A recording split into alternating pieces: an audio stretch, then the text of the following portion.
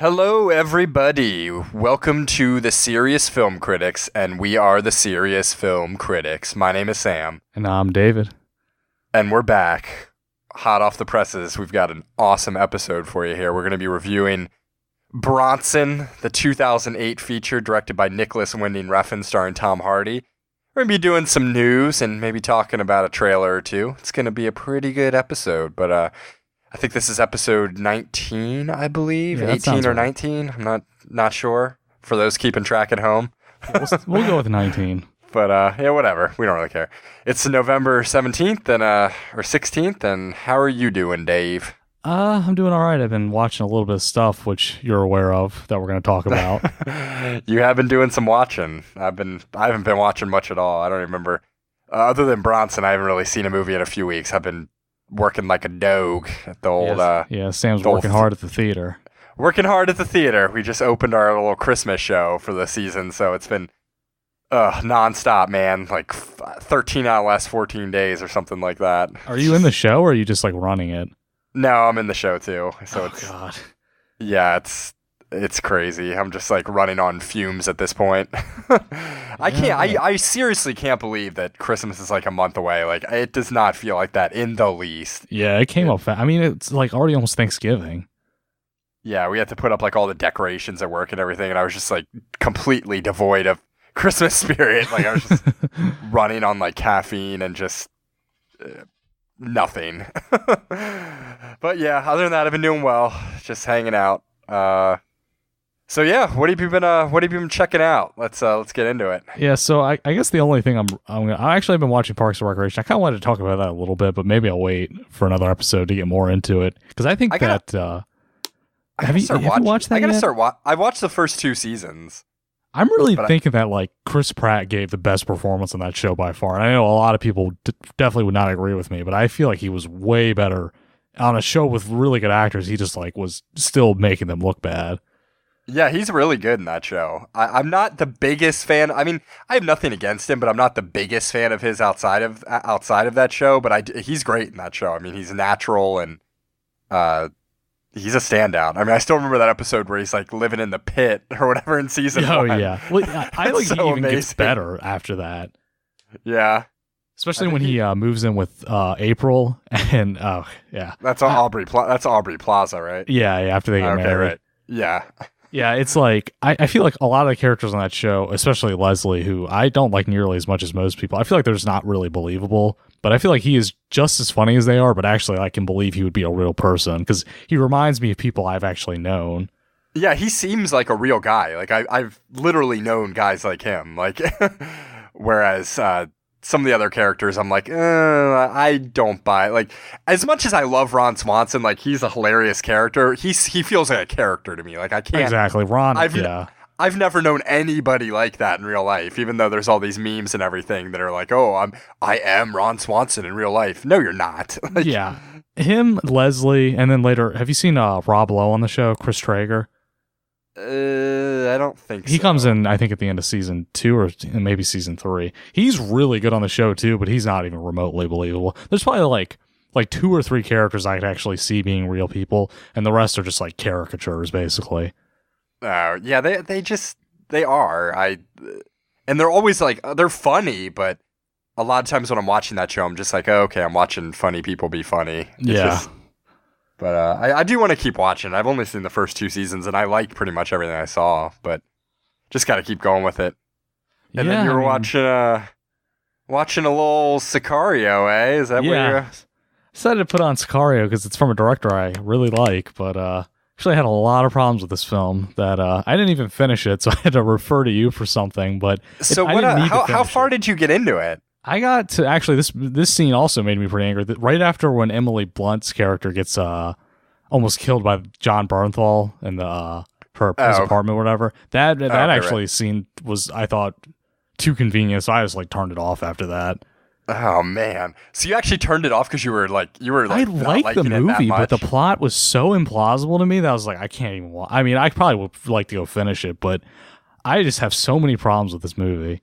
I'm trying to remember because I guess I was just watching that movie and kind of turning my critic glasses off, but I remember liking it all the way through. Well, it's funny to me because like the movie is like, you know, I just remember watching. It's like all the stuff in it. Like the cinematography is really good. The acting's good. The cinematography is so good. I mean, the music is good. The action sequences are like really, really well done. It feels really authentic, but it also didn't feel even remotely plausible like anything that happened. Yeah. I remember wanting more, like, even more drug stuff in the city because I feel like that was so cool. Like, even that scene where they're driving and they see those headless corpses and, like, bodies just hanging from, and, like, welcome to Juarez. Like, I wanted more stuff like that. Interesting comment about that scene, too.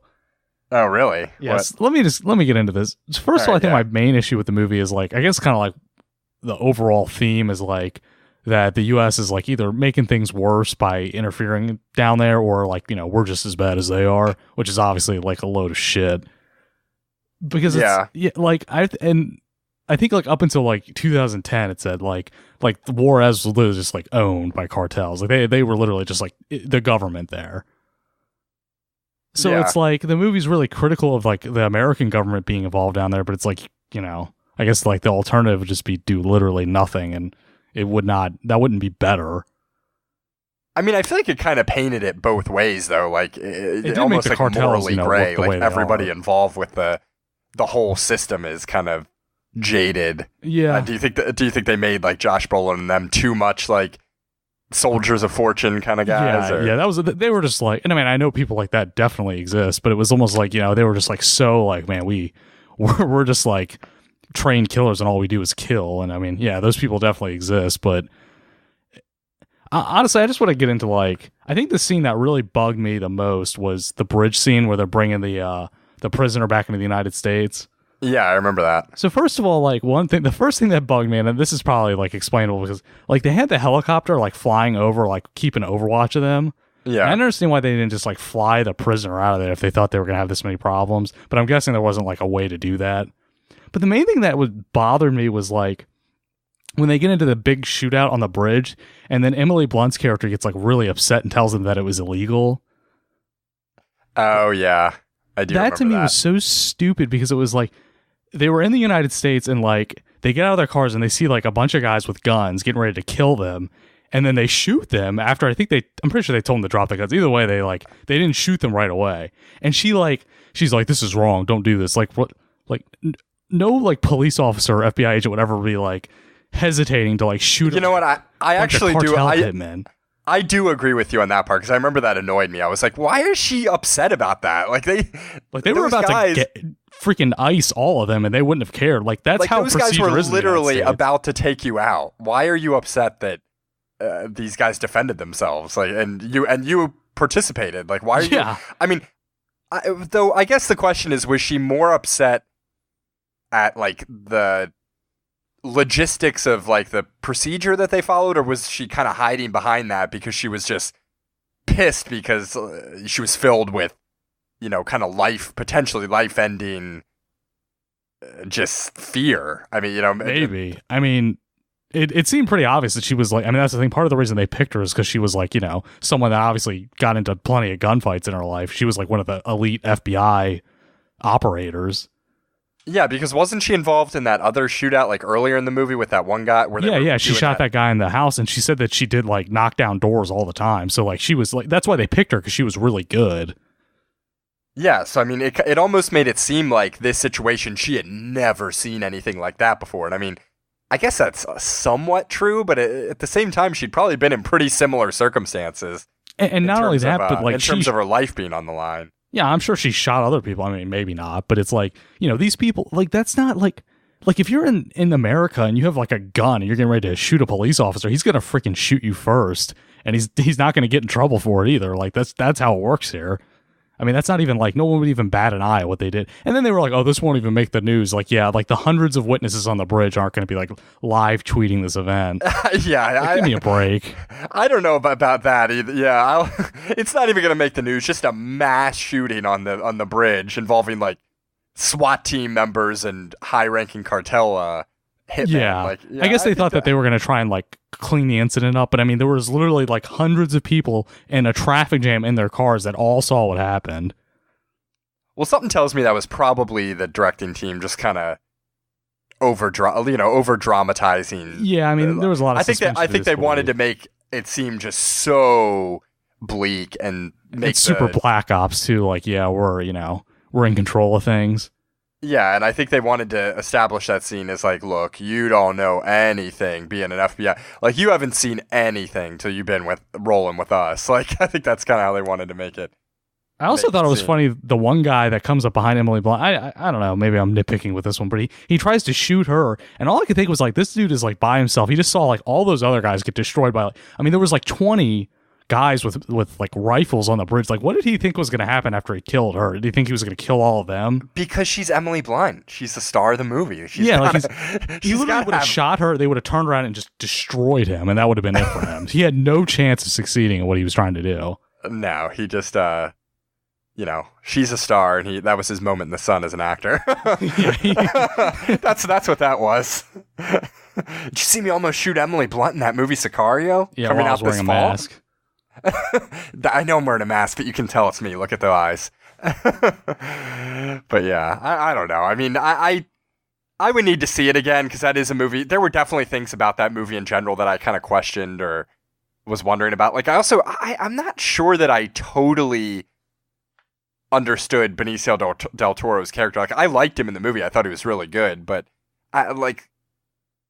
so he was working for both the cartel and the DEA or whatever the whole time? Like, I think he was working for the cartel before, and then they killed his family, and then he wanted to get revenge, because I'm pretty sure they were like cool with him killing all of them, because that was the whole point. But if I remember correctly, like, everybody's cool there when that whole drug scene where they're in the tunnels, which was a really cool scene, they're okay with them getting away with the drugs, or like ultimately, I think they're literally just trying to kill the guy on top. Yeah, I guess ultimately their mission was to let Benicio del Toro go to that head honcho's house to finish him off. That was their ultimate plan, I guess. Yeah, I also. Oh wait, did you get to that part? That's the thing. I haven't seen the middle, but I have seen the end too. So you saw when he went to that the guy's house. Everybody. Yeah. I also didn't like that. I get that this is a movie, suspension of disbelief. I really didn't like the fact that the cartel just happened to have a guy on the police force that was friends with Emily Blunt's partner, and he just effortlessly seduced her. Like, as soon as she looked at him, she was done. Oh, the cowboy hat jump. Yeah, the cowboy dude. Yeah. Like, I mean, come on. Like, I'm guessing they just have like the entire police force bought or something. I don't know, but that to me was just like a little. And then just like literally as Emily Blunt's life force is like escaping her body, like Benicio del Toro walks in the door and saves her, which I thought was funny too. Yeah, that's definitely. Like, she was literally like on the verge of dying, and then he was choking her out, right? Yeah, he was choking her out, but still, I mean, like, it shows her like blacking out, and he's like, "All right, now it's time for me to heroically sweep in and save the day." I do think that scene was awesome. Where did you see the scene near the end where Benicio del Toro's just talking to Emily Blunt in her apartment? Yeah. And I thought that was a great scene. Yeah, I mean, it was like everything was well made, I think, except for the plot. Maybe that was the writing's issue, but it just like it felt super implausible. The plot was really complicated. I mean, I remember that the first time I watched it, I was kind of just trying to let the basics of it sink in. I would definitely need to see it again. It's been like a couple months, I think, since I've even seen it, so it's hard to remember some of these specifics, but man, I don't know. I just remember I did really like it, so maybe we'll do a review of that one time. We can that would be interesting. I don't know what I would break into it, especially since I gave it I gave it a 5 stars on Letterboxd, so it would probably be a pretty high rating for me. So we'll have to revisit Sicario one time. Yeah, I think I would just have a problem separating, like, and not just the ideology, but I feel like they were genuine plot holes. Where do you think you'd be on this thing on the scale, like right now? I mean, I think I would have to be like maybe like 6.5, 7 out of 10. Oh, okay, so that's not terrible. I mean, that's the thing. It's like the direction and stuff was so well done. I also think it's funny. I don't know. Maybe the movie wasn't really pushing an anti-violence message. I don't know if it was, but it seems a lot. You have movies pushing a message of anti-violence that are super violent themselves. Yeah, I don't know if I got an anti-violence message. Yeah, I'm not sure if I did either. That just it was really violent. Yeah, it's just it was such a like everything is on both sides in that movie. I felt like it to me it felt like it was just painting a really bleak gray picture, and I guess it's kind of up to you whether you want to believe that it's that bad, that it's like, I don't know. I mean, I remember you've seen other movies where it's not nearly as bleak, you know, like U.S. officials aren't in bed with all these drug officials and stuff like that. Yeah, and I mean, even like their methods were like extremely wrong, but their outcome, they were trying to make things a little better by killing that dude. So it's I'd be really curious to see like what kind of consultants they have working on these movies. Like how connected are big time movies like this with real life players in all these situations? I'd be really curious to see that. Well, that's the thing too. Like they probably, if they bring those people in and they tell them things they don't want to hear, they're probably just like, all right, well, we're going to write the script anyway. So like what if Dennis Villeneuve's just like putting in Call Style Chapo between each take? Like, is this how it would happen? I mean, I could see that because I mean, you could tell he went for like really high levels of authenticity there. Yeah, he was going for it. So, all right, well, maybe we'll review that one in the future, but Dave's not loving it right now. Yeah, I think those plot holes were just, boy, I don't know. I'm sure a lot of people would disagree with me, but I don't think that almost anything in that movie was even remotely, didn't feel real. It's a Sakari no for you. Yeah. All right, should we move on and talk about some of this wackiness going on in Hollyweird? Oh, God. Yeah, I guess we should. Well, as everyone out there, I'm sure, has heard, there's all kinds of craziness going on in Hollywood. Just people are falling left and right. I mean, it's been Louis C.K., Kevin Spacey, Brett Ratner. I mean, there's a long list of names, and it's going to keep getting longer, too. The floodgates are open. It's like open season. A very long list. Who knows where this is going to stop? I mean, I'm sure I think there's going to be like someone bigger than anyone else. I think there's someone like shaking in their boots because they know they're next. Yeah, I mean, imagine like George Clooney, or I've even heard like rumblings about Steven Spielberg, which would be like, that'd be massive. Yeah, I mean, that's the thing. Like a lot of the people, there had been stuff rumored before, like especially with Kevin Spacey. There were a lot of rumors about Kevin Spacey beforehand, but you know, a lot of the people now it's like we're moving down the list, and there are people that didn't have any rumors going around them that are getting outed too, and it's like, okay, I don't know. So I guess an interesting question here. I was talking to somebody about this at work today. Is what does this mean? Like watching their movies or listening to someone stand up, like, can you still enjoy that stuff? Or is it like, I was kind of arguing that for stand up, it's really hard because I feel like stand up comedians, like their routine often kind of represents who they are as a person to a certain degree. And I feel like listening to Louis C.K., it's just, I don't know. I don't think it's going to be the same anymore. At least a lot of it. I'll say that I think it depends. First of all, I think it goes to say that like what Louis C.K. did, you know, is really bad, but it's also just like in a lower tier than what Weinstein is. And I think that's factors into it for me too, because I you know, did you look at the Rotten Tomatoes score for Louis C.K.'s newest movie?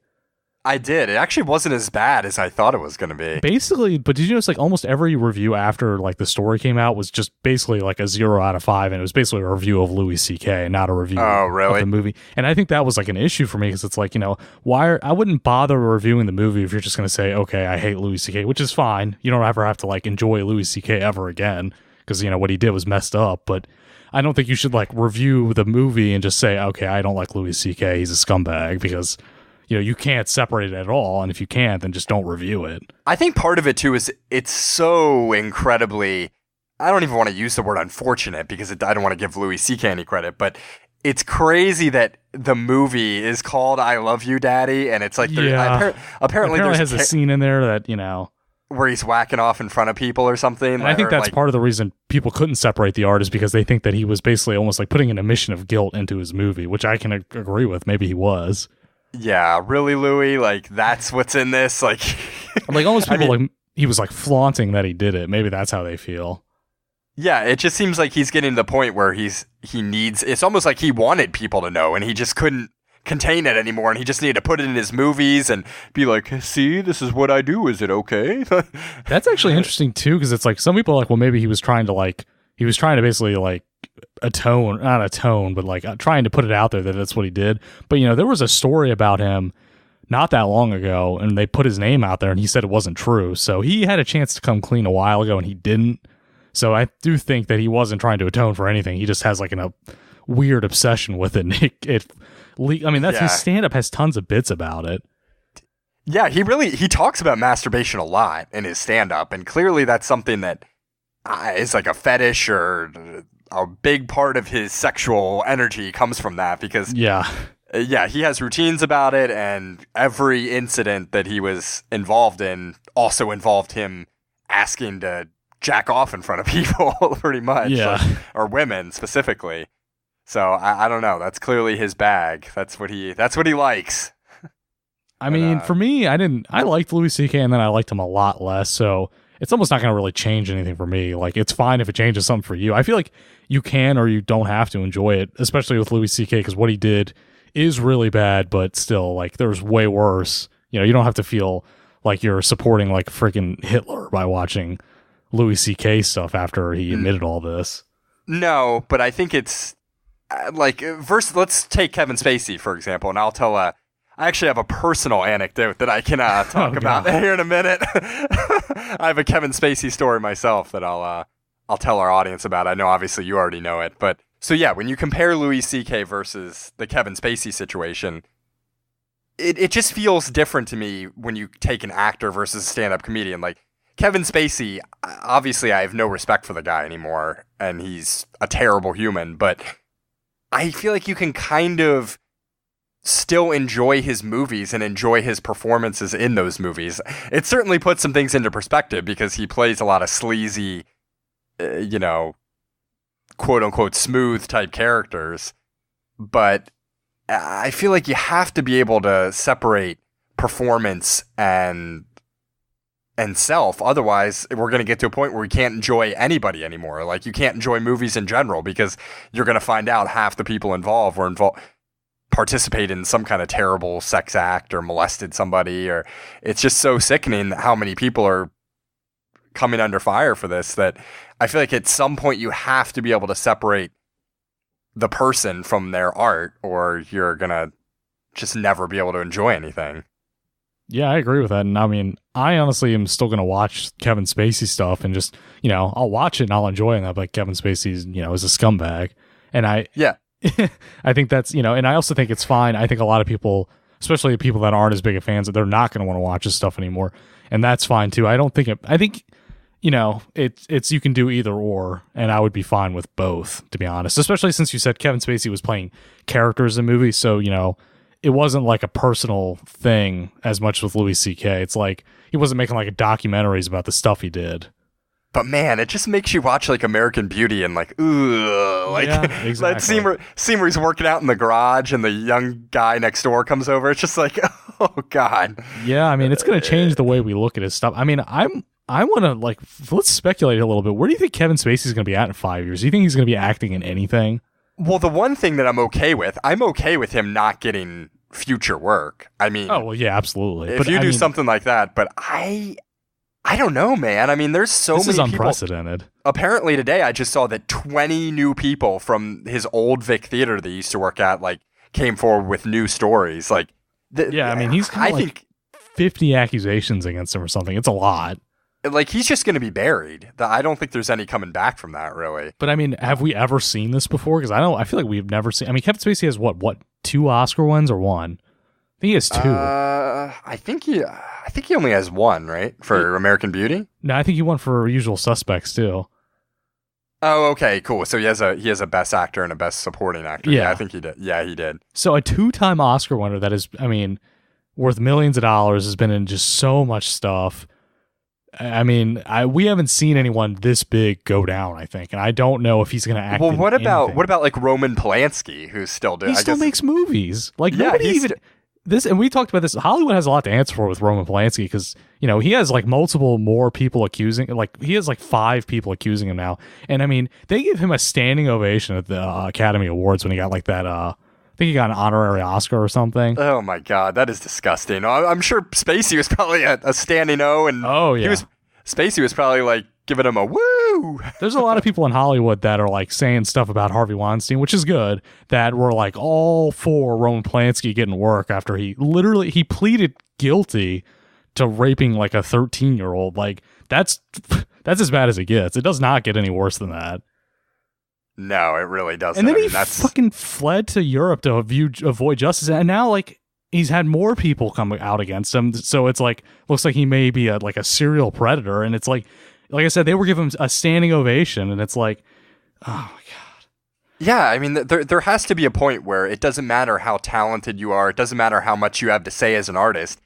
You have to draw the line. Like, well, the culture has changed. The fact is, Hollywood really didn't care back then, because there are like convicted sexual predators that have been are in Hollywood right now, and their histories are probably going to come out. Like, 10 or 20 years ago, I feel like if you did this, it just like people were going to get over it. Yeah, I guess you just had to look the other way. Like, that was the expectation. Like, you have no chance against these bigwigs, so you just got to deal with it and keep moving. And now that, hopefully, it seems like that's finally over, because everybody is just, the floodgates are open and people are going down and their careers are not looking like they're going to ever recover, which is a good thing. Yeah. All right, well, I'll tell my Kevin Spacey story now for all of our listeners. It's this used to be such a cool story, and I tell it at parties and just when I'm hanging out with people, and now it just feels so creepy. I remember when you told this story, I told you, I was like, the rumor is that he's gay, right? And you were like, nah. Yeah, I didn't think so. Yeah, you were one of the few people that kind of reacted that. I mean, I think you still thought it was cool too at the time. But, oh yeah, I mean, but it's so bad now. Okay, so I did some background work on House of Cards back in season 3.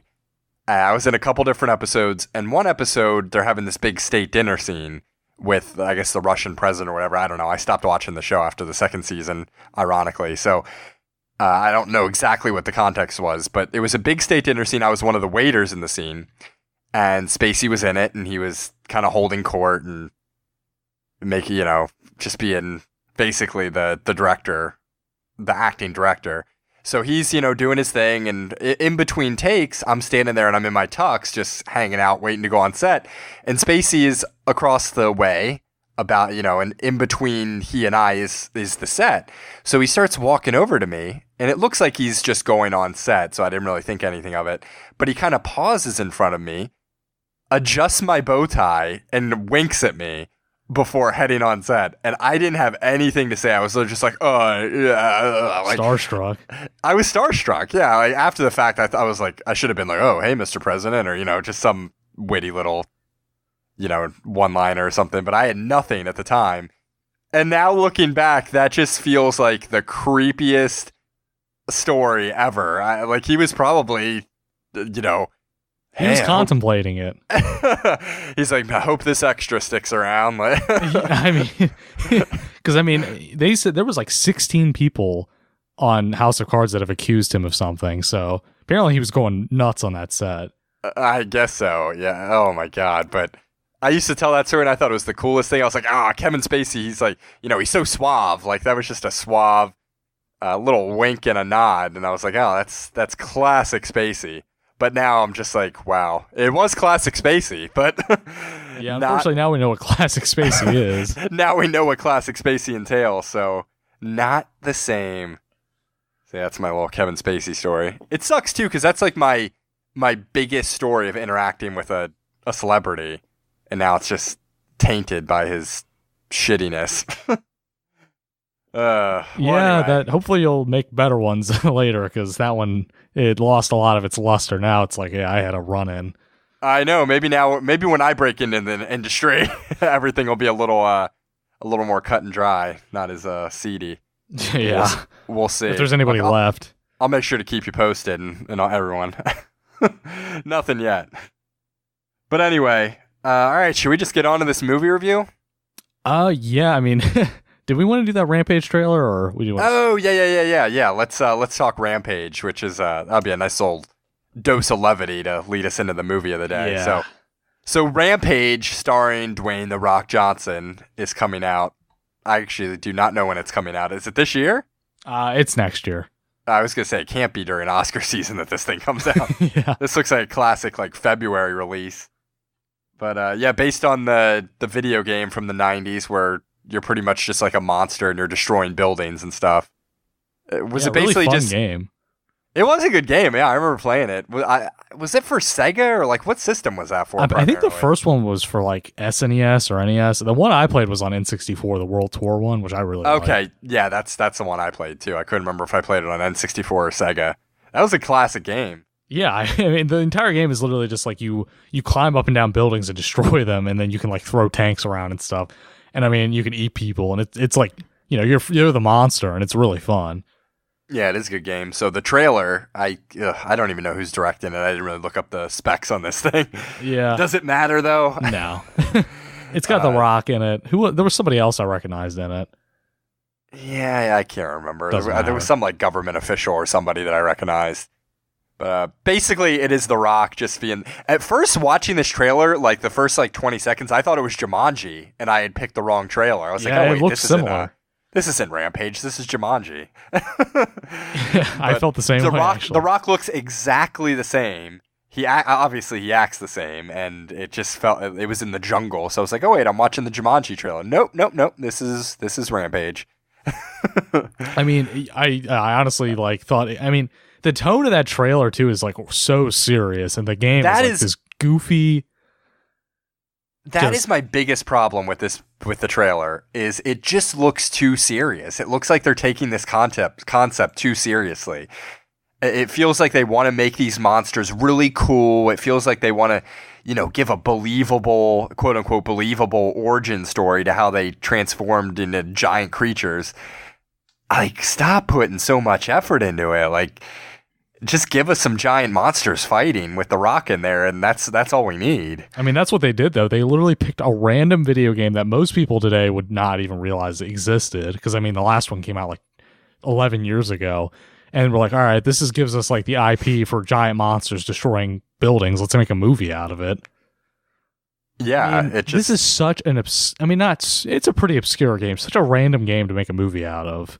And I guess just because the big monster genre is kind of resurging with King Kong and Godzilla, so they wanted to throw that out in the ring. And Pacific Rim too is coming out, so the new one. So I don't know. This is not a game that I think the average person has played or is even aware of. But at the same time, I think that the way they're looking at it is, hey, it's some people are going to get this reference, and we're probably going to get a small pocket of people that are Rampage fans that will give us a certain foundation for money for this thing. But then it's The Rock, and I think he's selling the tickets at this point. Yeah, he definitely is. Well, they actually had like a nice little homage to the game where like there was one scene where like the gorilla, I think his name is George, was like destroying a building, and he was punching it the way they punch it in the game. So I guess they actually did play the video game before making this. Yeah, the people who made this better have played the game, because it's actually a great game. It's classic. But man, I just want to see one of these movies. I can't think of any other ones off the top of my head, but they've done this where it's like they make these movies too serious. It's like, I want to see just utter absurdity with one of these movies. And this would have been the perfect one to do it with, because the game is like really silly. Yeah, the game is not serious at all. So don't give us I don't need a serious origin story about how, George became 50 feet tall. Like, just give me a giant monkey fighting The Rock, I mean, heck, make The Rock a big, make The Rock take the steroids or whatever and get giant too. Like, I want to see a 50-foot Rock just fighting with George. Like, that's what I want to see. Like, basically, it's just a giant wrestling match from his WWE days. Oh my God, that'd be amazing. But, I don't know. So, we probably won't be seeing this in theaters, but, no, visually it doesn't even look that good. I can't really see anything from the trailer that makes me want to watch it. I didn't see any action other than that little nod to the game, how he was destroying it. I worry too that I feel like there's not going to be enough destruction in this movie. Something tells me like 80% of the movie is going to be backstory on how these creatures came to be. Oh yeah, it's probably going to be like at least an hour of that. And then I feel like the last 20 minutes is going to be them fighting, which is not going to be enough. Like, I want that happening throughout the movie. And I'm sure when they write the script, they were like had budget constraints in mind. Like, all right, every 10 minutes of destruction is like, $50 million or whatever. I want to see him just drawing this out, like some studio exec just drawing this out on a whiteboard. Like, all right, we need, our maximum allotted fighting budget is 16 minutes, so use it wisely. Yeah, I mean, I'm sure that's in their heads. Oh, I bet. But all right, that's enough with Rampage. Let's take this to the next level and go to Bronson. Directed by Nicolas Winding Refn, 2008, Tom Hardy. Take us into it, Dave. All right, so yeah, this is it's a biographical film, but it's heavily fictionalized, based on the story of a guy named Michael Gordon Peterson, which I guess if you live in England, you might have heard of him. He changed his name to Charlie Bronson. Apparently, he changed his name multiple times since then, but yeah, he also changed it. I read his Wikipedia page after the movie, so it's like George Salvador or something. Yeah. So, yeah, it's basically based on this guy's life, and this guy has basically spent his entire adult life in prison and in solitary confinement, too, which it's explored in the film. Yeah, so, stars Tom Hardy as Charlie Bronson, opens with voiceover. He's basically just facing the camera explaining how he wants to be famous, but since he has no talent except for fighting, the only way he could be famous is by beating people up. So he goes on to explain how he got into a lot of fights at school, but he wasn't that bad of a kid, and he had like a good childhood and good loving parents. So there's no reason for him to be the way he is. He just is. He just is. Which I think is interesting.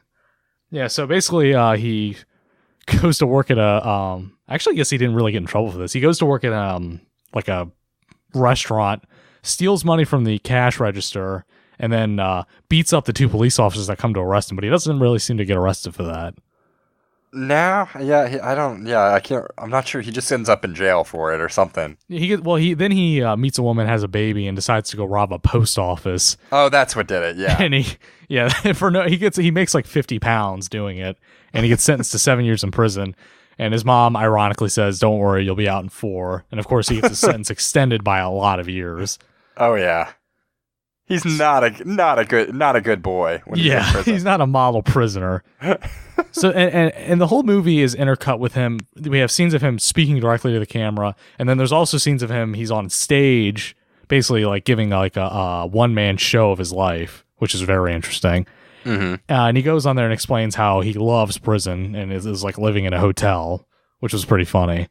Yeah. So he gets into prison and he has immediately just starts picking fights with. He loves to fight all the guards at the same time. And then he explains how they shuffled him around from prison to prison. And then finally, they're so sick of him that they send him to a funny farm. Yeah. And the scene with the funny farm, the mental hospital, literally opens up with he's standing there watching a guy poop into his hand and then smear it all over his face. Yeah, it's pretty funny. And then he meets... the guy he meets, the other prisoner, the one that seems kind of normal, was he a pedophile? I'm not sure. It was hard to understand because he was talking to him when he was like drugged out on the chair, and I know he said like 9-year-old girl, but I don't know what he was talking about. Wait, was that the guy that's not the guy that sets him up as the fighter later, is it? No. That's the guy he tried to kill. Okay, that's the guy he tried to kill. Okay, it's been a little while since I've seen it now. All right, yeah. No, I think that guy, I think there was something wrong with him, like a pedophile or something. Yeah, well, either way, he's stuck in the funny farm, and actually, like, these guys are a lot better at keeping a leash on him than the prison guards were. They say they're lion tamers, which I thought was funny. Because they basically, like, they're really good at restraining him. They keep him drugged up to make him weak. So basically, he decides he really wants out, and the only way he's going to get out is by killing somebody. And he tries to kill the guy from earlier, but he's not able to. So then he goes on to explain that in all the violent things he's done, he's never killed anybody, even though he spent like 27 years or something in solitary confinement. So then it cuts to another scene of him. I guess he broke out of the mental hospital with a bunch of other patients, and they just like started going on a riot and causing tens of millions of dollars in damage. And he's so expensive to the prison system that they literally declare him sane just so he can get out. Yeah. So then the next scene is him getting out, which is my favorite scene in the movie, by the way. I don't know. That was when he gets the comb. The scene where he gets out of the prison and it's playing that song and he's walking. Yeah. That's my favorite. That's one of my favorite scenes in the movie. Yeah, he basically gets his stuff, which is a watch, a wallet, and a comb, which was a joke because he's bald. And I thought that was hilarious. And he was very funny. And then he goes to live with his parents, who are still like very loving and accepting of him.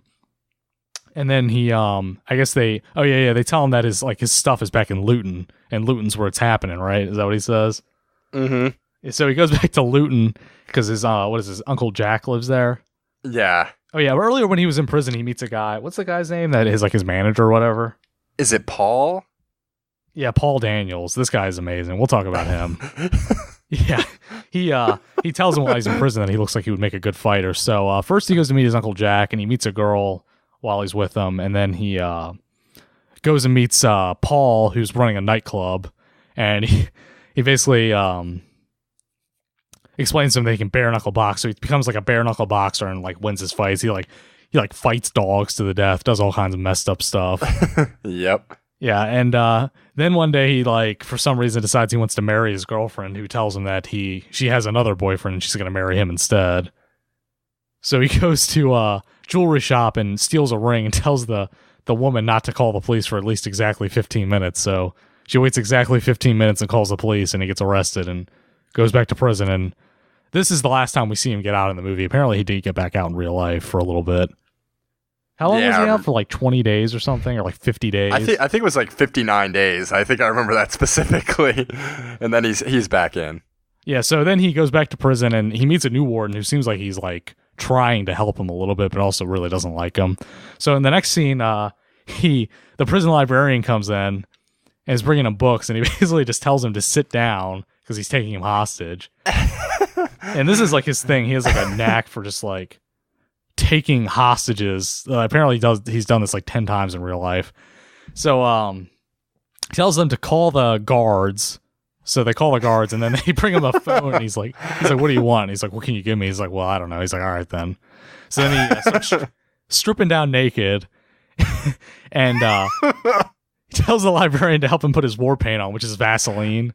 So he like rubs his Vaseline all over his body, so when the guards come in to beat him up, they have a hard time like grabbing a hold of him.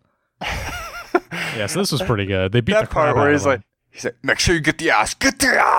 Yeah. Yeah, and then I guess he has another scene with the warden. He's like, you need to straighten out. So then he meets like an art teacher who like really wants to help him. So he starts like drawing, and what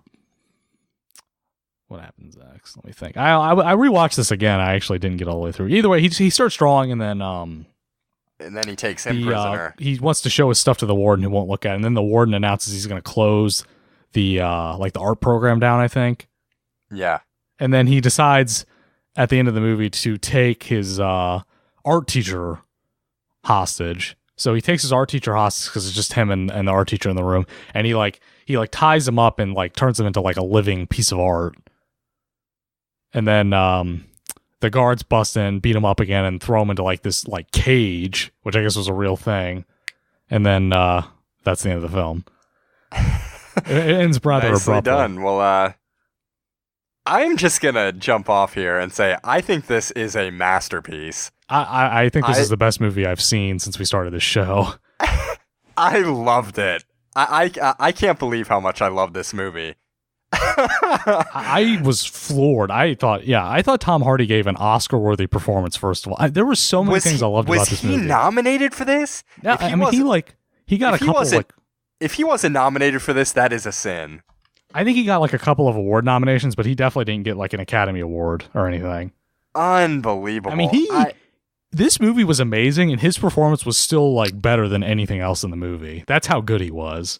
He was incredible. I don't even know where to start with this movie. It's like, first of all, I think we should explain like the tone of the film is like very. I mean, there is like it like blurs the line. It kind of verges into horror a few times, but it's like a very funny film throughout. Oh, it's hilarious. I mean, there's so many moments in this movie, and just like throwaway lines the characters say, and things that happen that are just. I was cracking up. Yeah, the scene where he got out and they gave him the comb, I laughed really hard at that. Just the way that was filmed with the score accompanying it was just amazing. Like, and Tom Hardy's walk is so good. Like the way he's walking down the street in that scene is just, it's with that suit on. It's unbeatable. He's like super confident, but also like super uncomfortable. Like it's unbeatable. I was as an actor, I was in awe of his performance. Like he was phenomenal. I mean, I like Tom Hardy going into this movie, but this is like up there on my all-time favorite performances list. And not only all-time, I feel like best performances list. It was incredible. I mean, he was this character. Like, yeah, I mean, I'm sure that I know the guy liked the movie, and I'm sure he did, because... yeah, he did, because it was just... Firstly, I just want to say, I think the thing that I respect the most about it is that biopic picks like this can be so boring and so cookie cutter. And this movie totally like subverts the convention, and Nicolas Winding Refn manages to make a stylized masterpiece that I still feel like gets across this guy's essence. Like I felt like well, especially after I read the article, and I read about him afterwards, but I feel like I got a sense of who this guy was by watching the movie, which I feel like is ultimately the goal of a biopic or a bio type movie. And on top of that, he managed to elevate it and make it just an incredible movie, both cinematically and in terms of the score. The visuals are incredible. I think this movie is like a movie that has like a ton of artistic value, but also anybody could watch and think it was immensely entertaining, which is rare that happens.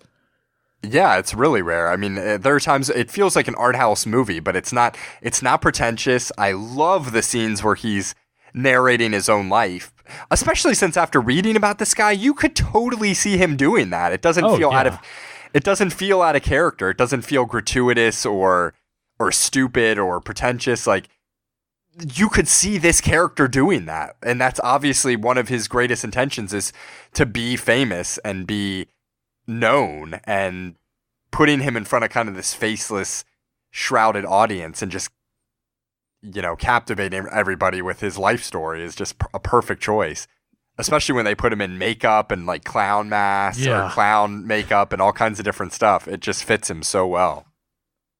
Let's just like go down the line of everything. So the acting, Tom Hardy literally gives one of the best performances we've ever seen. Like, he does. It's one of the best performances I've ever seen in my life. I thought was so amazing was in the last scene. The whole movie, he looks super uncomfortable, even when and I thought that was incredible, especially the scene where he's like, I love the scene where he gets sentenced to 7 years and he has kind of like that weird look on his face, like, yeah. Like, it was... he did so many different things in this movie. He goes from so many different emotions and just plays them so naturally, and so he is that character. Like most of the acting he does with his face, because like you can just look at him and tell like what's going on in his head, which is like not something you see in many movies. Like, there are scenes where he has no lines where I think he's giving like a really good performance. Well, it's also his physicality. His physicality is so amazing in this, because there are times when he is super confident. A lot of the time, obviously because he's like built in this movie, like his body, he kind of like flares his shoulders back and he, looks big and menacing. And there are times when he's like awkward and that reflects in his body language. There's times when he's just more uncomfortable or shy even. Like, there are moments when, he doesn't really know what to say. He just goes back and forth from so many different emotions in this movie, and just it's reflected in his physicality. It's reflected in his, features on his face. It's amazing. I really liked at the end and like when he's with the art teacher, like he's literally just sitting there with his sunglasses on, and like you can tell watching the movie that he's about to go off, even though he doesn't say anything, he doesn't move. It's like you just know he's like a ticking time bomb. He's about to explode, and the art teacher knows too. And it's like even though he doesn't do anything. Yeah, and that scene, so much tension is created just based on Tom Hardy's performance, because you don't know if he's gonna... I was waiting for him to literally kill this guy in some grotesque way. I was literally like, my eyes were like winced watching that scene. I was like, what the hell is he gonna do to this guy? I was picturing him like ripping his spine out or like gouging his eyes out, and he doesn't end up doing anything. He just like admires his artwork. That's all he does. And there's so many scenes in the movie where he's so unpredictable in this movie. Yeah. I never knew what he was going to do next, and it totally fit that character. And all the other performances I thought were really good too. I mean, it's Tom Hardy's show through and through. But the guy that played his manager, Paul Daniels, that guy was an incredible character. I was cracking up at it. Where that scene where he's just like, let's fuck. Yeah, Like, first of all, this movie's like got a really cool 80s tone to it, which obviously this guy, Nicolas Winding Refn, is just like obsessed with the outrun genre. Because he comes in the club, it's got like the outrun music playing. He's like wearing the leather gloves. I know. The Nicolas Winding Refn managed to use all of his, like, that's the other thing. I watched this movie and I was like, how in the heck is Nicolas Winding Refn going to get his visual style and his interest into this? And he does, and it felt totally like it belonged. Yeah. It didn't feel like it was forced in there. It felt like it totally fit the movie. I feel like this would be a movie that I wouldn't naturally associate with an outrun or a, kind of an electronic score, but it totally fits it. Yeah. The score is amazing. That's the other part. I love the score in this movie. Yeah, the score is mostly classical music too, which fits so well, but then it shifts to like electronic music and it fits so well again. Yeah. Oh my god, this movie frickin' rocks. Yeah, like I said, that scene where he walks in, he's just like, let's fuck. And it's so funny. It was so good. It's so good. And I love the scene where they're coming up with his name, like you're more the Charles Bronson type. And he's just like, he gets that look on his face, he's like, Charles Bronson. And it just works. Charles Bronson. Yeah. Well, what else do we want to go down to? Like, the camera work was amazing. There was like a couple of times where it like ventured into horror that worked really well too, like with the red lighting and stuff. Yeah, that scene where he's fighting the guards with like his whole body painted black and that red lighting, it's like, it's terrifying. Yeah. And it works really, really well in that scene. The genre is like mixed too. I mean, at times it's like this brutal, fighting movie. At times it's a comedy. At times it's like an art house experimental piece. At times it's kind of like a conventional story. It goes from so many different things, but it always feels focused. Like it never feels like it's drifting or like, it's so sure of what it wants to be. And I can't say enough how impressed I was that Nicolas Winding Refn took this character and did these things to it because I've seen so many biopics where it gets so boring. And it's just like, it's from, like, I don't even need to watch the rest of the movie. I could just look it up on Wikipedia and I would get the same experience. This movie is an experience.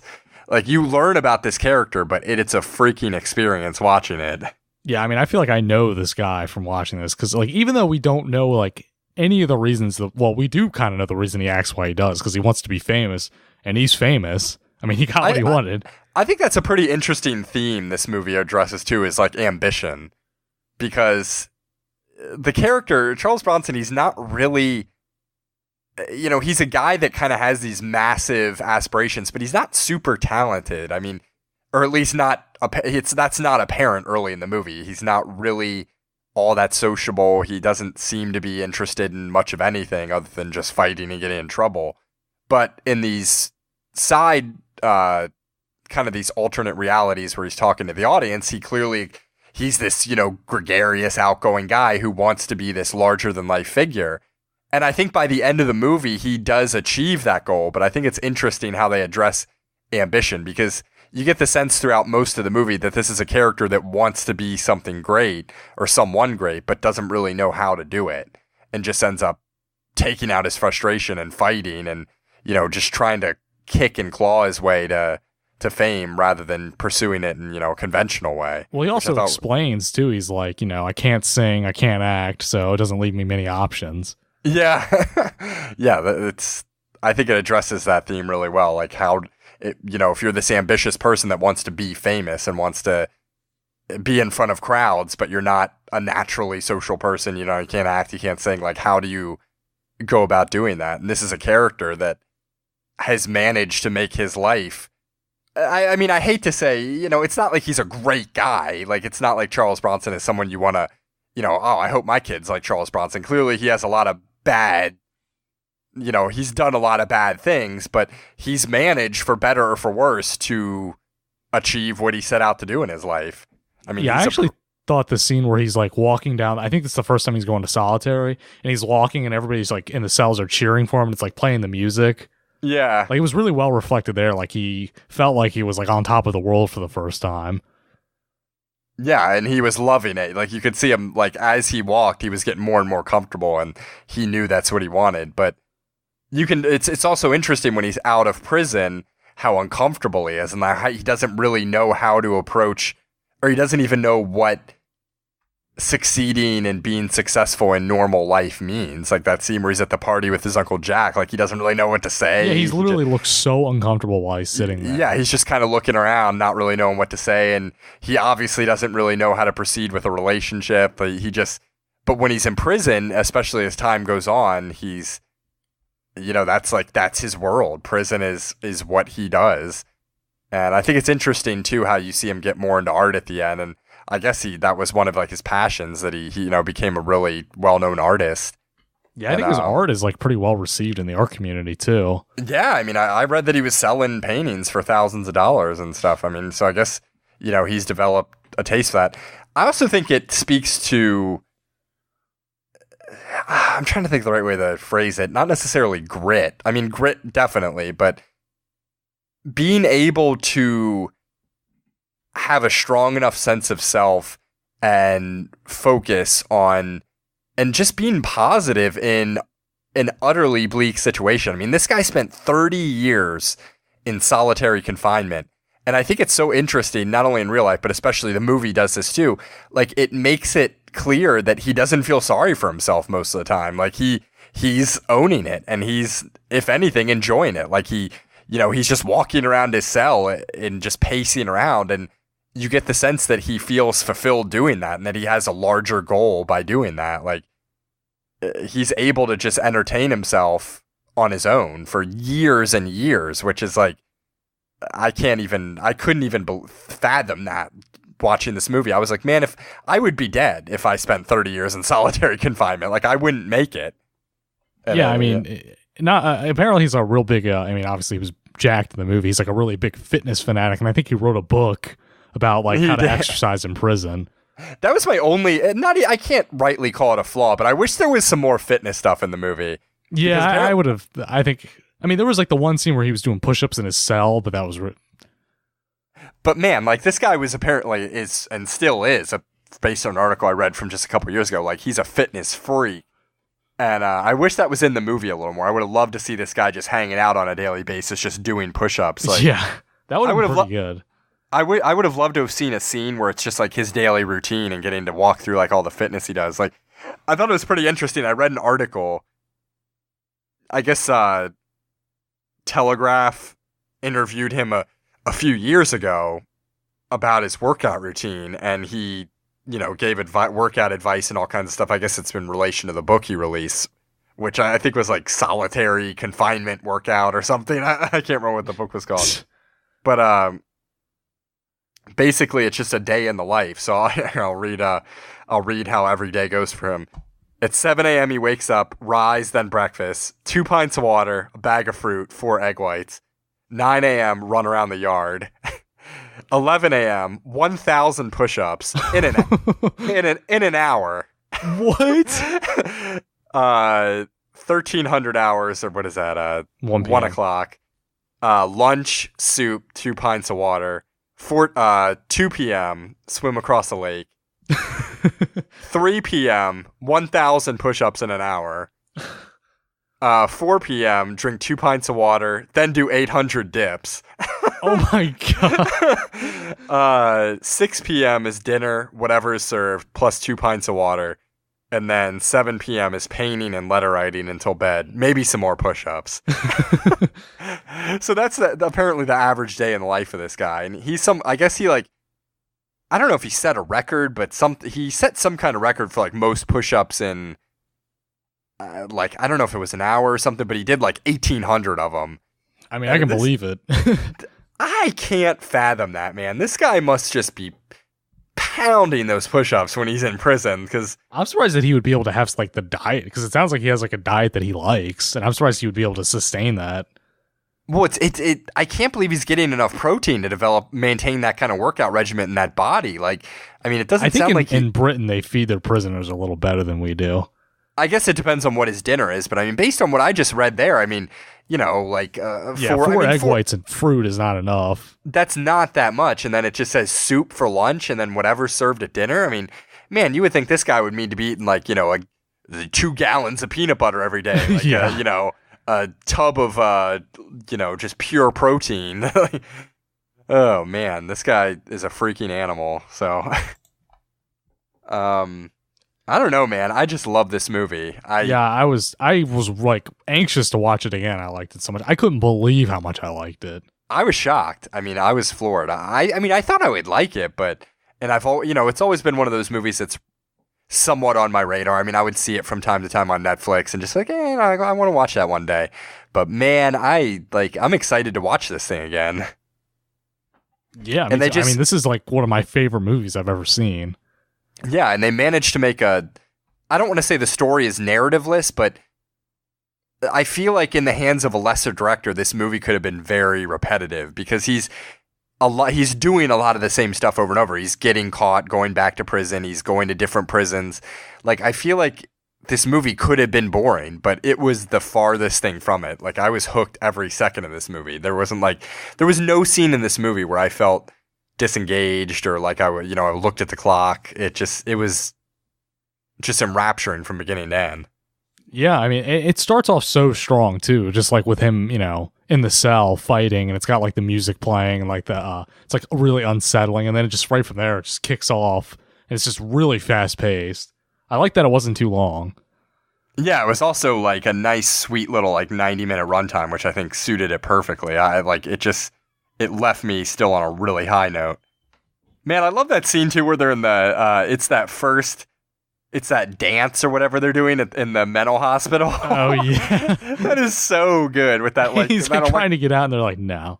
That electronic music playing and there's like that one old like whatever, that old crazy guy like dancing. It's just so good. There's so many scenes in this movie that are just... Yeah, I mean, I can think of like many scenes that I just were like, that's an amazing scene. Especially like where he's on the train and he's like, I'm going to Luton. He's like, Luton's where it's at or whatever. Luton's where it's at. Yeah, and he's home with his parents for like 30 seconds and then he's already like leaving and just off to do the next thing. He's like really upset. He's like, because they left some of his stuff in Luton. I don't even know what they left, his old bed or something. Yeah. And he's like, he's got to go get it. And then he just gets wrapped into like all kinds of hijinks. Yeah. Oh, man. To say the least. I don't know, man. I don't know have too much else to say about it. I just thought it was amazing. Yeah, are we ready to rate this thing? Yeah, let's go ahead and rate it. What are you going to give it, Dave? I think I'm going to give it a 9.5. Ooh, man, my thoughts exactly. I'm going 9.5 out of 10. Oh, yeah. I was so close to giving it a 10. I was so close. I don't know. I mean, I probably could give this a 10. I just feel like I just hesitate a little. I mean, 10 is, a perfect movie in my opinion, and yeah. I couldn't quite pull the trigger on that. But this movie, people, is phenomenal. If you haven't seen Bronson, you need to go. It's on Netflix right now. You have no excuse. I don't care how you watch it. Just go out there and watch this movie because we're highly recommending this. I highly like 2 thumbs way, way up on this thing. I can't. You got to show this thing to Adam. Yeah, I mean. Well, I gotta show this thing to everybody, which is funny because it's a very uncomfortable film, I think, for some people to watch. Yeah, viewer discretion be advised, but yeah, there's a lot of violence and some nudity you wouldn't expect. Yeah, there's definitely some nudity. That one scene comes into question. But yeah, I mean, this is I think one of the best performances. Yeah, it's one of the best performances you'll ever see, and I want to almost look up the actors that were nominated that year because I can guarantee I can't think of who they were off the top of my head, but I can guarantee they were no Tom Hardy. Yeah, I mean, Bronson. What would be the 2009 Oscars? Would it be 2008 or 2000? I think it would be 2009. Because I know. Yeah, it's got to be the 2009, February of 2009. It's 2009. Yeah, Sean Penn won for Milk that year. Oh my god! I mean, no way, not even close. What a joke! I mean, the other people like nominated too. It's like Frank Langella for Frost Nixon. I mean, Mickey Rourke good. was pretty good in The Wrestler. Yeah, And then Brad Pitt in The Curious Case of Benjamin Button, which, I mean, doesn't even hold a candle. Get Brad Pitt out of there and put...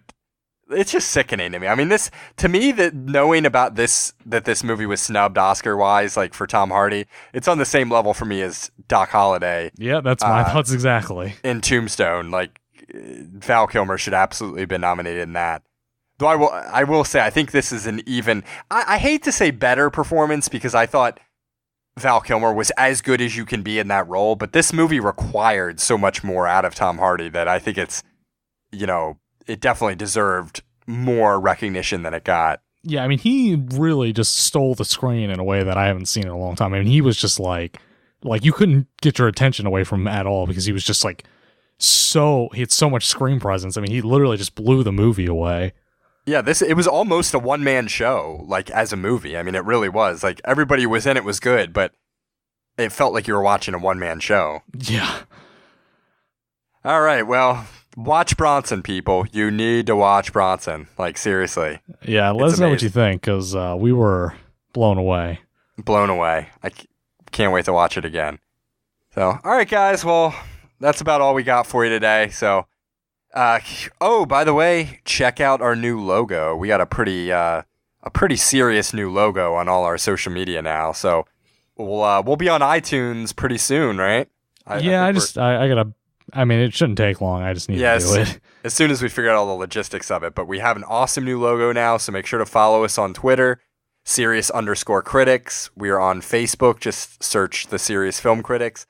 And as always, people, send your emails to us at seriousfilmcritics@gmail.com. We would love to read your emails. Maybe we'll do it next episode. Who knows? We'll see. You'll have to listen and find out. Anyway, guys, thank you for joining us. Dave, good to talk to you. And oh yeah, as always. Let's do it again next week or maybe the week after. So take it easy, guys. Bye-bye.